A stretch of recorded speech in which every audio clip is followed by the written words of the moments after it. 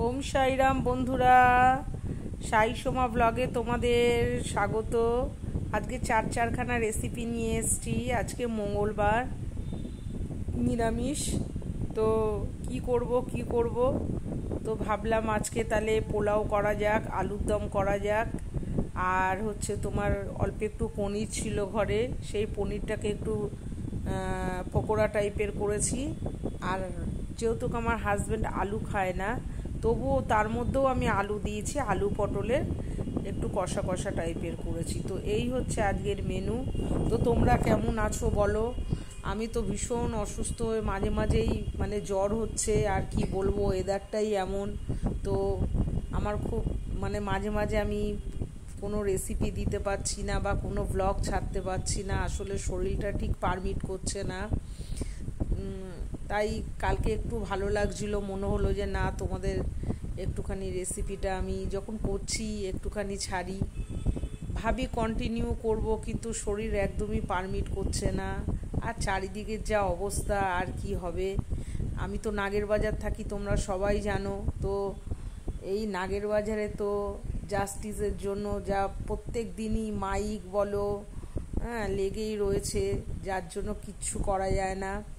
আর আমি voice over এই কারণেই দিচ্ছি, চিমনির আওয়াজ হচ্ছিল দেখে, ওই জন্য আমি ভয়েস ওভার দিতে হচ্ছে আমাকে। তো এই হচ্ছে ব্যাপার। আর কি বলো, মা এবার আসছে ঠিকই, কিন্তু সত্যি কথা বলতে মানুষের মনে সেই আনন্দটাই নেই, কেনাকাটা বলো বা কিছু। যদিও সবাই এখন অনলাইনেই করে, যার জন্য সব প্রত্যেকটা বড় বড় মার্কেট বলো, সবই এখন সবাই একই কথা, লস, কোনো কিছুই চলছে না। তার জন্য মানুষের মন টনগুলো খুবই খারাপ। আর কি করা যাবে বলো, কিছু করার নেই। আমি আর রেসিপিগুলো কি কি দিচ্ছি তোমরা দেখতেই পারলে। আমি আর ওই জন্য মুখে বলছি না, আর সবাই জানো রোজই আমি একই কথা বলি, তবুও মনে হয় যে নিত্য নতুন কি করছি। দেখো, মানুষ তো এখন কাজের চাপে সবাই খুব একা হয়ে পড়েছে। এই যে কথা বলছি, মনে হচ্ছে আমার এই কথাগুলো অনেক দূর পর্যন্ত লোকে যারা যারা দেখছো তোমাদের কাছে পৌঁছাচ্ছে, এইটাই মনে হচ্ছে অনেক। আর কিছুই না। দেখো, পয়সাটা তো হয়তো সবাই ভাবে ভ্লগ করছে বা কিছু, পয়সার সবারই দরকার, কিন্তু তার জন্য অনেক কষ্ট করতে হয়, এত তো সোজা নয়। তো যাই হোক, আমার মনে হয় যে এই যে দেখো, যারা নাকি অনেক ওপরে উঠে গেছে, এই ব্লগারদের কথাই বলছি। হ্যাঁ, এই যে সবাই যে একটা দেখলে, এই যে দীঘায় বা কোনো জায়গায় গেলে তাদের সঙ্গে দেখা হলো বা রাস্তায় দেখা হলে তাদেরও কত ভালো লাগে না। তো এই হচ্ছে কথা, আর কিছুই না। সবসময় পয়সাটাই সব কিছু না। তো এই যে পাঁচজনের সঙ্গে পাঁচজনের যে একটা পরিচিতি হচ্ছে, পাঁচজন চিনছে জানছে, এইটাই সব থেকে বড়। আর কি আছে বলো তো, কিচ্ছু নেই। তবে তোমরা জানো, সবাই জানে মহালয়াতে এবার মা আর কি আসছেন, ঘোড়ায় যাচ্ছেন আর আসছেন হচ্ছে দোলায়। তো সবাই খুব অসুস্থ হয়ে পড়বে, বলছে যে এইটা আর কি বৃষ্টি হবে। হ্যাঁ, তো সত্যি কথা বলতে ঠিক, দেখো যার যার শেষে বোঝে। আর কি বলবো বলো বন্ধুরা, আমি একটু ঝাল বেশি খাই দেখে সব কিছুতেই ঝাল দিতে পছন্দ করি। আমার হাজব্যান্ড একদমই ঝাল খায় না, এই নিয়ে ঘরে খুব রাগারাগিও হয়। কি করব বলো, ঝাল ছাড়া একদম কোনো কিছু খেতেই পারি না।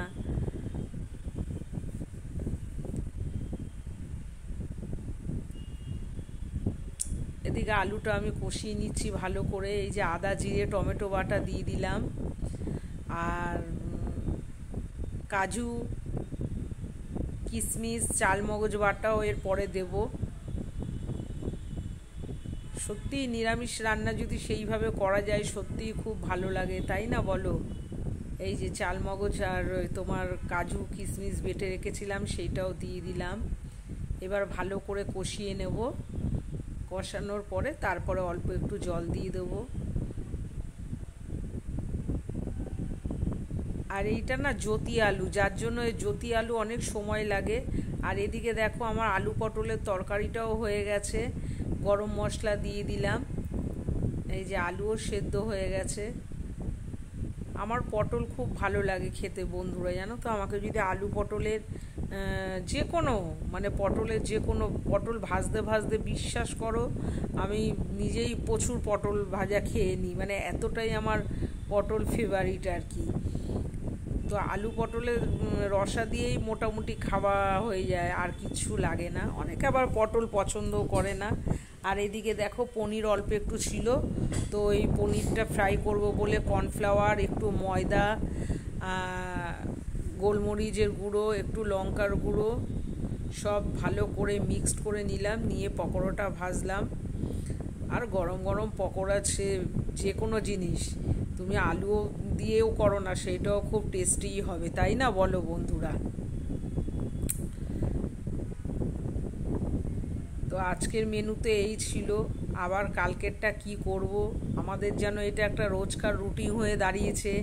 ঘুম ভাঙলেই মনে হয় যে কি রান্না করব।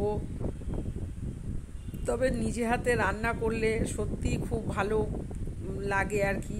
আর নিজের রান্না তো নিজের ভালোই লাগে যদি একটু সেইভাবে করা যায়। ভালো করে ফেটিয়ে নেওয়া হচ্ছে, গরম তেল দিয়ে দিয়েছি, এতে একটু মুচমুচে ক্রাঞ্চি ব্যাপারটা থাকে আর কি। এই যে একটা করে ছেড়ে দিচ্ছি।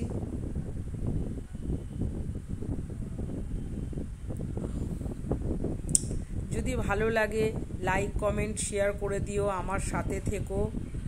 আর রান্না হওয়ার সাথে সাথেই ছেলে বলল মা দাও আমি একটুখানি টেস্ট করে দেখি। তো এরপর আমার ছেলে তোমাদেরকে বলবে কীরকম কি লাগলো, তো ছেলের মুখেই শুনতে পারবে। আর এক হাতে আমি সবসময় বলি এক হাতেই আমি রান্না করি, এক হাতেই ভিডিও মানে করি দেখে, যার জন্য একটুখানি প্রবলেম হয়। তোমরা সেটা নিজ গুণ ক্ষমা করে দিও। আর কি বলবো, আস্তে আস্তে সব ঠিক হয়ে যাবে।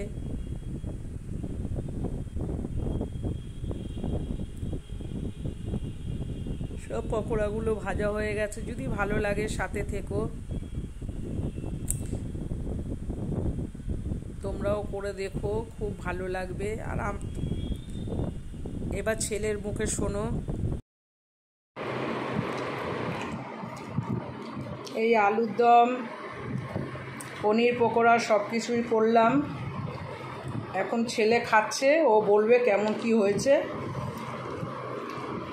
ভালো হয়েছে, সব পারফেক্ট। ভালো হয়েছে।